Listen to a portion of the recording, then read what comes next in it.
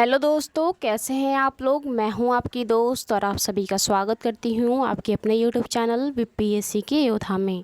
तो जैसा कि आप सभी जानते हैं कि हमारा एनसीईआरटी सीरीज चल रहा है, तो इसी सीरीज को आगे बढ़ाते हुए मैं आप सभी के लिए क्लास 7th एनसीईआरटी पॉलिटी का चैप्टर 2 का पार्ट 3 लेकर आई हूं। तो इस पार्ट को स्टार्ट करने से पहले मेरा आप सभी से एक रिक्वेस्ट है कि अगर आप मेरे चैनल पे पहली बार आए हैं तो मेरे चैनल को सब्सक्राइब कीजिए।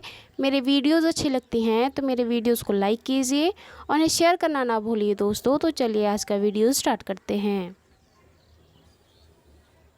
तो हमारा जो चैप्टर चल रहा है दोस्तों, स्वास्थ्य में सरकार की भूमिका, इसके तहत हमने पिछले वीडियो में देखा था निजी और सार्वजनिक सेवाओं में अंतर, और उसके साथ ही हमने जो शेख के द्वारा जो केस किया गया था उस केस पे कोर्ट के द्वारा क्या प्रतिक्रिया आया था इसके बारे में हमने देखा था। तो आज का जो हमारा टॉपिक है वो है स्वास्थ्य सेवा और असमानता। तो इसको स्टार्ट करते हैं दोस्तों।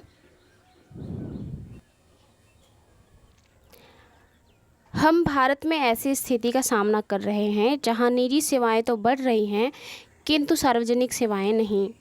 ऐसी दशा में लोगों को मुख्यतः निजी सेवाओं का ही जो है सहारा लेना पड़ता है। जब सार्वजनिक सेवाएं जो है उपलब्ध ही नहीं है तो लोग बीमार पड़ेंगे तो अपने जान बचाने के लिए वो कहाँ जाएंगे, निजी सेवाओं की तरफ ही जाएंगे। चूँकि निजी सेवाएं उनकी संख्या जो है बढ़ रही है, लेकिन इसके साथ ही एक बड़ी समस्या है कि निजी सेवाओं में जो है बहुत ज़्यादा पैसे खर्च हो जाते हैं, तो गरीब व्यक्ति जो है निजी सेवाओं का आनंद जो है नहीं ले सकता है। ये शहरी क्षेत्रों में ही केंद्रित हैं। निजी सेवाओं का आप देखेंगे तो जो निजी सेवाएं होती हैं वो अधिकतर शहरों में ही होती हैं, गांव में आपको नहीं देखने को मिलेंगी। अगर देखने को भी मिलेंगी तो बहुत एक दो ऐसे मिलेंगी, है ना। वो शहरी क्षेत्रों में ही केंद्रित रहती हैं। इन सेवाओं का मूल्य भी अपेक्षाकृत अधिक होता है, दवाइयाँ महंगी होती हैं और बहुत से लोग उन्हें खरीदने में जो है समर्थ नहीं होते हैं। जो मध्यम परिवार के लोग होते हैं या जो उससे भी नीचे के लोग होते हैं वे लोग जो है इस प्राइवेट हॉस्पिटल्स में नहीं जा सकते हैं, और वहाँ की जो है दवाइयाँ बहुत महंगी होती हैं और वहाँ के इलाज भी बहुत महंगे होते हैं, जिससे ये लोग जो है उसको कराने में जो है समर्थ नहीं होते हैं। इसलिए जब परिवार में बीमारियां होती हैं तो उन्हें ऋण लेना पड़ता है। अगर आप सार्वजनिक सेवाएं नहीं हैं और घर के में किसी व्यक्ति का जो है तबीयत ख़राब है, कोई बीमार है, तो उसे बचाने के लिए हम हॉस्पिटल तो जाएंगे ही, लेकिन जब सार्वजनिक सेवाएं उपलब्ध नहीं है तो हम निजी सेवाओं का ही सहारा लेंगे। और निजी सेवाओं में जाने के लिए गरीब व्यक्ति के लिए जो है जाना है तो उसे ऋण लेना पड़ेगा या फिर अपनी संपत्ति को बेचनी पड़ेगी, तभी वो वहाँ पे इलाज करवा सकता है ना, क्योंकि वहाँ पे पैसे बहुत ज़्यादा खर्च होते हैं दोस्तों, है ना। जो निजी सेवाएं होती हैं वो जो है अधिक कमाने के लिए प्रायः कार्यों को प्रोत्साहित करती हैं, जो सही नहीं है। कई बार सस्ते तरीके उपलब्ध होने पर भी जो है उनका प्रयोग नहीं किया जाता है। तो जो निजी सेवाएं होती हैं वो इसी मोटिव से बनाई जाती हैं कि अधिक से अधिक पैसा जो है अधिक से अधिक लाभ कमाया जाए, और वहाँ पे जो है सस्ते अगर जो काम आप 10 रुपये में जो आपका काम हो सकता है उसको वो 100 रुपये में ही करवाएंगे, है ना। तो इस प्रकार के जो है कार्यों को जो है प्रोत्साहित किया जाता है। उदाहरण के लिए प्रायः देखा जाता है कि कुछ चिकित्सक ज़रूरत से ज़्यादा दवाइयाँ, इंजेक्शन, सलाइन आदि का सलाह देते हैं, जबकि साधारण इलाज से भी पर्याप्त हो सकता है। तो अगर आप प्राइवेट हॉस्पिटल्स में जाते हैं तो आपको देखने को मिलता है कि जो इलाज आप एक दवाई जो है एक टैबलेट से हो सकता है आपका, उसमें 5 टैबलेट लिखेंगे। अगर आपको सलाइन 1 बॉटल की ज़रूरत है तो आपको 4 बॉटल चढ़ा देंगे, है ना। ऐसी जो है स्थितियाँ देखने को मिलती हैं प्राइवेट हॉस्पिटल में, ताकि जो है पैसे बढ़ाया जाए, बिल बढ़ाया जाए, है ना। तो बिल फाड़ने के नाम पर जो है इतनी सारी दवाइयों का जो है एक खाका तैयार कर देते हैं डॉक्टर्स, है ना, प्राइवेट हॉस्पिटल्स में। तथ्य यह है कि जनसंख्या के 20% लोग जो है वो बीमारी के दौरान आवश्यक दवाइयों को खरीदने में सक्षम होते हैं, और जो 80% लोग होते हैं वो सक्षम नहीं होते हैं दोस्तों। सिर्फ जनसंख्या का 20% ही ऐसा वर्ग है जो इन हॉस्पिटल्स का खर्चा जो है अफोर्ड कर सकता है ना। वे लोग भी जिन्हें हम गरीब समझते हैं, यानी कि मध्यम वर्गीय परिवार, दवा संबंधी खर्चों को उठाने में कठिनाइयों का अनुभव करते हैं। जो मध्यम वर्गीय परिवार होते हैं, जो अपने परिवार के लिए जो है मूलभूत आवश्यकताओं को पूरा कर लेते हैं, वे वर्ग भी जो है प्राइवेट हॉस्पिटल्स में इलाज करवाने से कतराते हैं, क्योंकि वहाँ का जो है चार्ज अलग होता है। हर किसी का हर चार्ज आपको अलग से देना पड़ता है ना। एक अध्ययन से, एक रिसर्च से पता चला है कि जो लोग अस्पताल में किसी बीमारी या चोट लगने के लिए के कारण भर्ती होते हैं, उनमें से जो 40% लोगों को जो है खर्चा का भुगतान करने के लिए पैसे उधार लेने पड़ते हैं या कुछ संपत्ति को बेचना पड़ता है। तो जो 40% ऐसे लोग होते हैं जो प्राइवेट हॉस्पिटल्स में इलाज करवाने के लिए, अगर एक चोट भी लगी है तो इलाज करवाने के लिए भी जाते हैं, तो वहाँ पे उन्हें इलाज करवाने से पहले जो है पैसे ऋण पे लेने पड़ते हैं। अगर ऋण पे पैसे ना मिले तो जो है अपनी कुछ संपत्ति को बेचना पड़ता है, तभी जो है ऐसे हॉस्पिटल्स में वो इलाज करवा पाते हैं, है ना।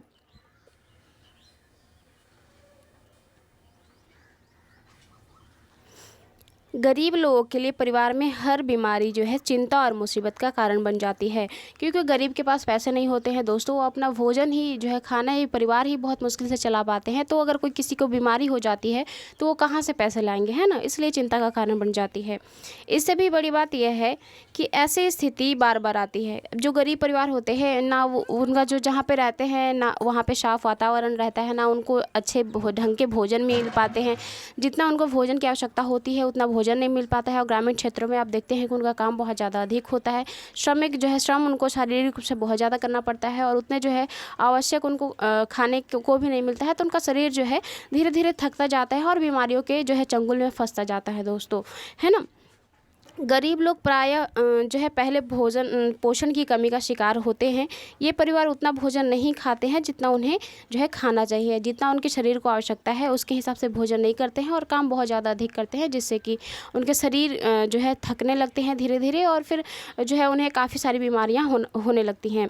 उन्हें जीवन की आधारभूत आवश्यकताएं जैसे पानी, पीने का पानी, घर के लिए पर्याप्त जगह, साफ वातावरण भी उपलब्ध नहीं होता है। तो पीने का पानी अगर शुद्ध नहीं हो दोस्तों तो पानी से भी बहुत सारे रोग हो सकते हैं, या फिर जिस वातावरण में आप रह रहे हैं वहाँ का वातावरण कैसा है, ये एक बीमारी का पे बहुत ज़्यादा जो है आपके शरीर पे प्रभाव डालता है, जिससे आपको बीमारियाँ हो सकती हैं। वहाँ पे गंदगी है तो उससे आपको विभिन्न प्रकार की बीमारियाँ हो सकती हैं। जहाँ पे आप रहते हैं, मान लीजिए कोई गरीब परिवार जिसका घर फूटा हुआ है, तो अगर वहीं पे एक ही रूम है तो उसी में उसको खाना बनाना है, वहीं पे उसको सोना है, बारिश हो रही है तो उसी से पानी टपक रहा है नीचे, है, तो ये कितना जो है गंदगी फैल जाएगा वहाँ पे। इसके कारण जो है उसके शरीर पे प्रभाव पड़ेगा ही पड़ेगा, तो बीमारियाँ तो होनी ही है ना। और इसलिए उनके बीमार पड़ने की संभावना जो है अधिक होती है, क्योंकि वो साफ़ वातावरण में नहीं रहते हैं, उन्हें पीने का जल भी शुद्ध नहीं होता है उनका, है ना, तो उन्हें बीमारी होने का जो है संभावना अधिक होता है। बीमारी पर होने वाले खर्च में उनकी हालत और ख़राब हो जाती है। तो इसके बावजूद अगर कोई व्यक्ति बीमार पड़ जाता है, भले ही वो कितना गरीब हो, लेकिन अपनी तरफ से पूरी कोशिश करता है कि हम इस बीमारी से उबर पाए, चाहे उसके लिए उसको कुछ भी करना पड़े, ऋण लेना पड़े या फिर अपनी बची खुची संपत्ति को बेचनी पड़े दोस्तों, है ना। कभी कभी अगर हम स्वास्थ्य सेवाओं की बात करें तो सिर्फ पैसे ही उसमें बाधक की तरह कार्य नहीं करते हैं। कभी कभी केवल पैसे ही लोगों की बेहतर इलाज में बाधक नहीं होते हैं। उदाहरण के लिए महिलाओं को तुरंत इलाज के लिए डॉक्टर के पास नहीं ले जाना भी एक बाधक के रूप में ही कार्य करता है। अगर मान लीजिए कि आप किसी ऐसे क्षेत्र में रहते हैं, आदिवासी क्षेत्र में, जहाँ पे जो है कोई ट्रांसपोर्ट का भी जो है आपको साधन नहीं है, आपको जो है इलाज करवाने के लिए बहुत दूर चल कर जाना पड़ता है, तो ऐसे क्षेत्र में जो है समय पर इलाज ना मिलने के कारण कई महिलाओं की मौत हो जाती है। ऐसे अक्सर ही आप जो है सुनने को आपको मिला होगा, ये आम बात है सबके लिए, है ना।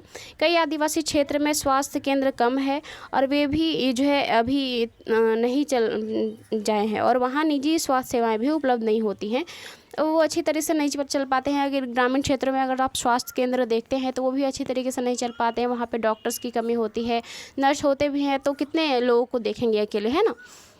तो इस तरह की जो है व्यवस्था ना होने के कारण भी जो है बीमारियां बढ़ती हैं और कई लोग जो है बीमार पड़ जाते हैं। तो इस प्रकार की समस्याएं जो हैं देखने को मिलती हैं। तो इन समस्याओं से निकलने के लिए हमें क्या करना चाहिए, क्या किया जा सकता है, इसके बारे में हम इसमें पढ़ने वाले हैं। तो आइए देखते हैं इसको। इसमें कोई संदेह नहीं है कि हमारे देश में लोगों की स्वास्थ्य की दशा अच्छी नहीं है दोस्तों। यह सरकार का उत्तरदायित्व है कि वह अपने सब नागरिकों को, विशेषकर गरीब और सुविधाहीन, जिनके पास सुविधा और नहीं है, जो गरीब हैं, जो गुणात्मक स्वास्थ्य सेवाएं जो है उन्हें प्रदान करें। तो विशेषकर ऐसे वर्ग के ऊपर सरकार को ध्यान देना चाहिए जो वर्ग जो है गरीब है, जो दवाइयाँ अफोर्ड नहीं कर सकता है, जो है सुविधाहीन है, जिसके पास कोई सुविधाएं नहीं है, जो आदिवासी लोग जो जंगलों में निवास करते हैं, वहाँ से उन्हें जो है उनके लिए जो है वहाँ पे जो है स्वास्थ्य सेवाएं उपलब्ध कराने की आवश्यकता है। फिर भी लोग स्वास्थ्य जो है जितना जीवन की आधारभूत सुविधाओं पर और उसकी सामाजिक स्थिति पर निर्भर है, उतना ही स्वास्थ्य सेवाओं के ऊपर भी है। इसलिए लोगों के स्वास्थ्य की दशा सुधारने के लिए दोनों पक्षों का कार्य करना आवश्यक है। ऐसा करना संभव है ना?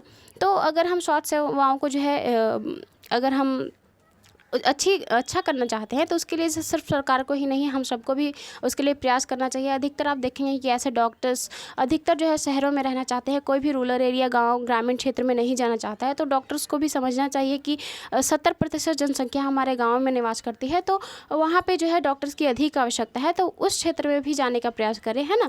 जाएंगे तभी तो कुछ होगा। अगर कदम आगे बढ़ाएंगे ही नहीं तो फिर हम उससे क्या फ़ायदा, जब हमें आगे क्या जो है दूरी ही देखकर हम पहले से ही जो है ऐसे होने लगेंगे कि उतना दूर नहीं जा पाएंगे, तो इसका कोई मतलब नहीं होता है। तो उसके लिए डॉक्टर्स को भी प्रयास करने चाहिए और नागरिक को भी प्रयास करने चाहिए कि हम अधिक से अधिक जो है साफ़ सुथरा इलाके में रहें, और वहाँ पे अगर गंदगी है तो उसको साफ़ सफाई करके रखें, ताकि हमारा स्वास्थ्य पे कोई बुरी तरीके से प्रभाव ना पड़े, है ना?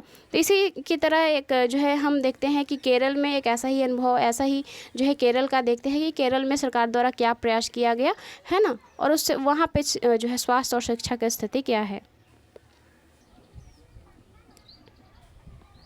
1996 में केरल सरकार ने राज्य के कुछ महत्वपूर्ण परिवर्तन किए।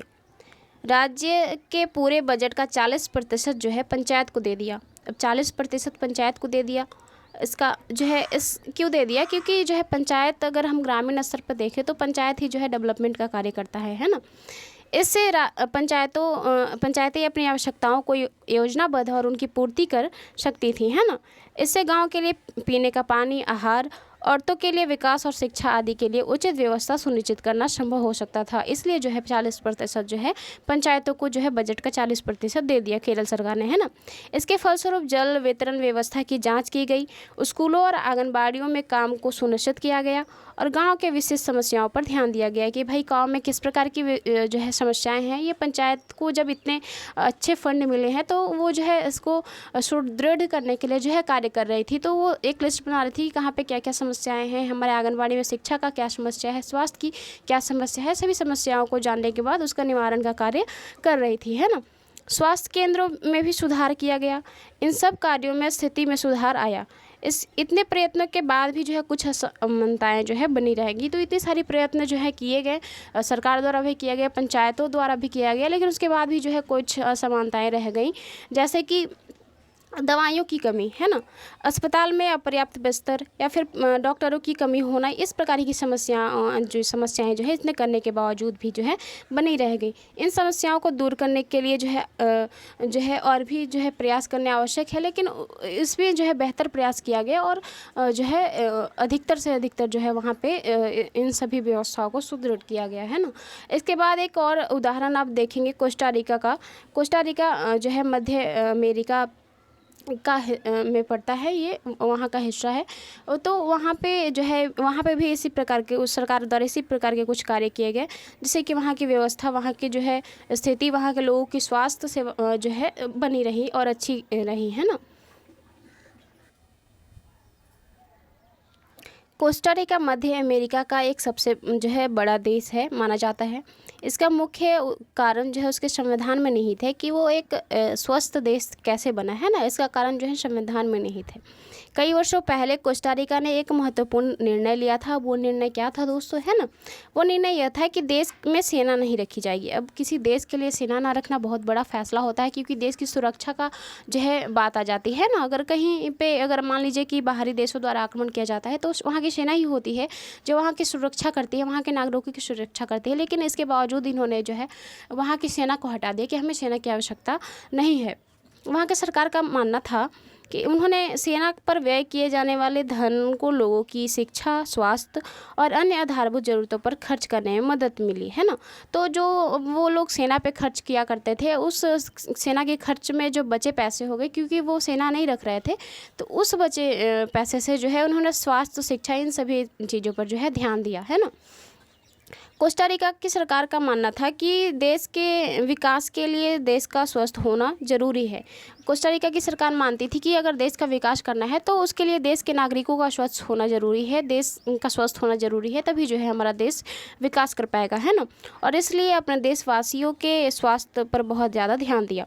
कोस्टा रिका की सरकार अपने सभी निवासियों को स्वास्थ्य के लिए मूलभूत सेवाएं सुविधाएं प्रदान करती है। वो मूलभूत सेवाएं सुविधाएं क्या हो सकती है दोस्तों, जैसे कि पीने का सुरक्षित पानी है ना, सफाई, पोषण, आवास, ये सभी जो है मूलभूत आवश्यकताएं होती है स्वास्थ्य को बनाए रखने के लिए। तो वहीं पे जो है पीने का पानी जो है सुरक्षित पानी मुहैया कराया गया, सफाई जो है जहाँ पे रहने वाले वातावरण को शुद्ध साफ रखा गया है ना, पोषण और आवास की भी व्यवस्था की गई। ऐसे व्यक्ति जिसको जो है जितना उसको आवश्यक है उसके हिसाब से उसको पोषण नहीं मिल रहा था, उसके लिए भी जो है कोस्टा रिका की सरकार द्वारा जो है प्रयत्न किया गया है ना। स्वास्थ्य की शिक्षा को बहुत महत्वपूर्ण जो है माना गया। वहाँ पे लोगों को जो है स्वास्थ्य की शिक्षा भी दी गई कि आप स्वस्थ कैसे रह सकते हैं, है ना, अपने शरीर को स्वस्थ कैसे रख सकते हैं, कि आपको जो है सही साफ वातावरण में रहना चाहिए, आपको शुद्ध पानी पीनी चाहिए, आपको शरीर की जितनी आवश्यकता है उसके हिसाब से आपको पोषण लेना चाहिए, है ना, भोजन लेना चाहिए। इस प्रकार की जो है शिक्षाएँ जो है नागरिकों को दी जाती थी। और सभी स्तरों पर स्वास्थ्य संबंधी ज्ञान और शिक्षा एक जरूरी जो है भाग बन गया इसी तरह से, है ना। तो कोस्टा रिका की सरकार जो है इस तरीके से जो है अपने जो है देश को जो है स्वस्थ रखती थी, है ना। तो आज का जो हमारा चैप्टर था दोस्तों, सेकंड जो चैप्टर चल रहा था हमारा स्वास्थ्य में सरकार की भूमिका, वो यहीं पे समाप्त होती है। तो मेरे वीडियो को एंड तक देखने के लिए थैंक यू सो मच। मिलते हैं नेक्स्ट वीडियो में इसके नेक्स्ट पार्ट के साथ। Bye, take care.